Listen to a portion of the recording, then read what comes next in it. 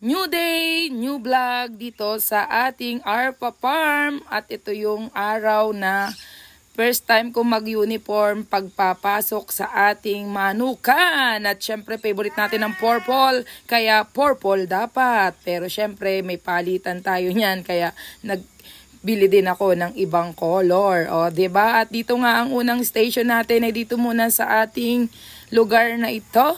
Wala pa lang po akong mga shelves, kaya parang ang gulo-gulo pang tignan. Pero hayaan nyo, ayan, basta ayan, nagtitimpla na ako dyan ng kailangan nila para sa prevention. At tapos naman na yan kung tutuusin. Kaya nga lang, ay ngayon pa lang ako nag-e-edit. At dito rin yung time na mag-change na ako ng pagkain ng aking 40 pieces na manok. At yan ay ginawa ko sa simula sa 90-80%, 70, 50, mga ganyan percentage bago natin ipakain yung talagang pagkain na nila for 3 months old. At dito nga ayan, talaga namang excited ng aking mga alagang manok na pula. Gustong-gusto na nilang kumain at ayan na nga, kulang sa kanila ang dalawang lagayan ng pagkain. Ayan, kaya naglalagay pa rin ako sa ibang part. Pero ngayon, kumpleto na tayo. Wow, sarap ng hangin dito sa kubo. Dito ako nagbo-voice over.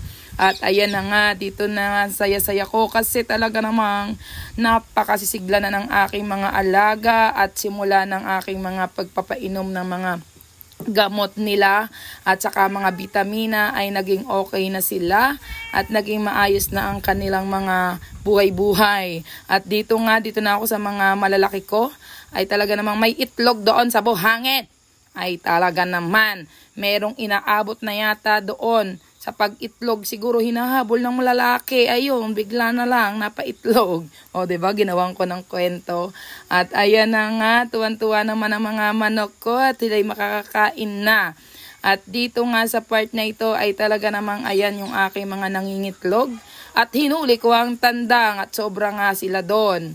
Kasi dapat ang tandang ko ay 2 lang piraso. Ay ayan, naging 3. Ayan, kaya ayan, hinuli ko na. At dito nga ay kukunin ko na yung mga itlog na naipon ko at isa-isa nating ilalagay sa tray. At talaga namang ayan, natutuwa ako kasi ang dami na namang eglog. Ayan, merong isang crack na isa. Siguro paglagay ko doon sa unahan na yon ay may nadanggil ako. At ayan na nga, nakakatuwa namang mag-pick up talaga ng itlog araw-araw. At minsan ay hindi ko nga kinukuha at kaya ako may lagayan dyan. Kasi doon ko muna sila pinaglalalagay para hindi matapakan ng mga susunod na mga mangingitlog yung doon sa pinaka-nest nila. Kaya kinukuha ko talaga. At ayan nga, ay talaga namang iniisa-isa ko yan na kunin yung bawat mga nasa nest. Kasi yan yung natira doon sa mga nilagay ko dun sa taas kasi hindi pa nga sila nangingitlog. Pag alis ko, saka sila umitlog. Ayan, o diba? Happy farming sa ating lahat na mga nagpa-farm. At talagang ito naman yung aking gusto talaga noon pa man na hindi ko nasimulan kasi nga wala pa kaming maayos na lugar. At ayan na nga, sa tagal na ng panahon ng amin ditong lugar ay ayan, ngayon lang nakapagsimula ng ating farming. At ayun nga yung rabbit, pinakain ko na rin. At dito yung aso, hindi ko basta-basta binubuhusan yung tain ng aso. Tinatanggal ko muna yun doon kasi ayoko namang pumunta lahat lang yun sa ilalim. O, diba? Ng kanyang kulungan. At dito nga, yung mga pusa ko, talaga naman. Mayroon pa talagang isang tumatae doon sa simento. At yung pusang galing sa kalamba ay ayun, mga behave na. At dito nga ay dumiretso muna ako sa aking ibunan at dito muna ako magsisimulang magpakain. At ayan, dance. At talaga namang kasabay ko. Pero dahil yan, lagi ako nag-spray ng langgam. At ngayon ay wala naman na. O, diba?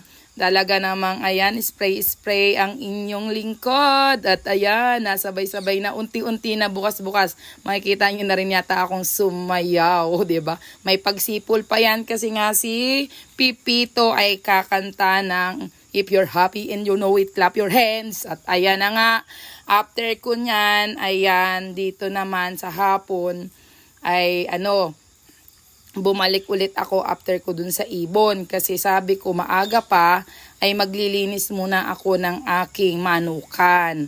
Kaya ayan, laging iba yung aking costume pag sa manukan.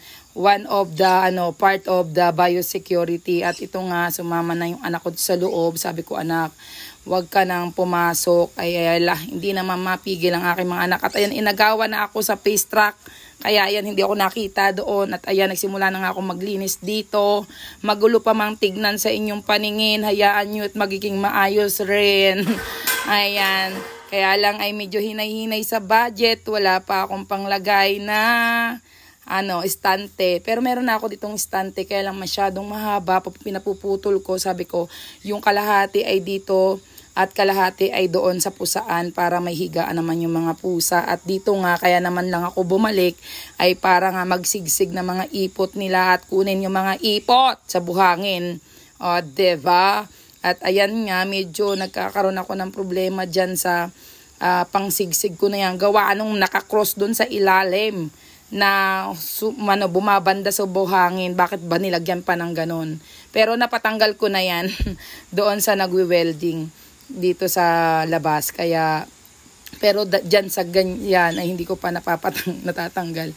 Pero okay din naman, natapos ko din gawin yung dapat kong gawin at naging maayos naman at naging malinis. Lahat yan ng part ng kung ilang stages yan, kung ilang manukan yan na bahay, lahat yan sinisigsagan ko ng mga ipot nila. O fancy pa, ganun talaga ang buhay. Kailangan kung gusto mong maging maayos ang iyong mga alaga, kailangan malinis din at maging maayos din ang iyong pag-aalaga. Lahat yan kinakausap ko, magmukha man akong baliw sa mga makakarinig, ay mahalaga ay nagkakaintindihan kami ng aking mga alaga. At masaya ako sa aking ginagawa. Sa ngayon, ayan, talagang matatapos na ako dito at kailangan ko na magbigay ulit ng panibagong prevention nila. Pang last ko na yan, alam ko eh. At dito, ayan, todo inom-inom na sila. At ayan na nga, ang sasaya nila, hahapon na sila.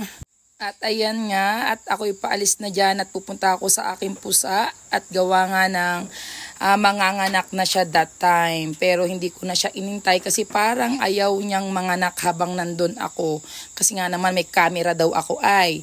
Kaya ayan, nung time na yan, iniwan ko din. Sabi ko lang, ay sige, kaya niya yon, push lang. Pinapabantayan ko dun sa mga maliliit kasi nga nandun. Ayun. Kaya ayan, alis na rin ako. Hanggang dito na lang. Maraming salamat sa panonood. Please follow our page and share our video and subscribe to our YouTube channel. Bye!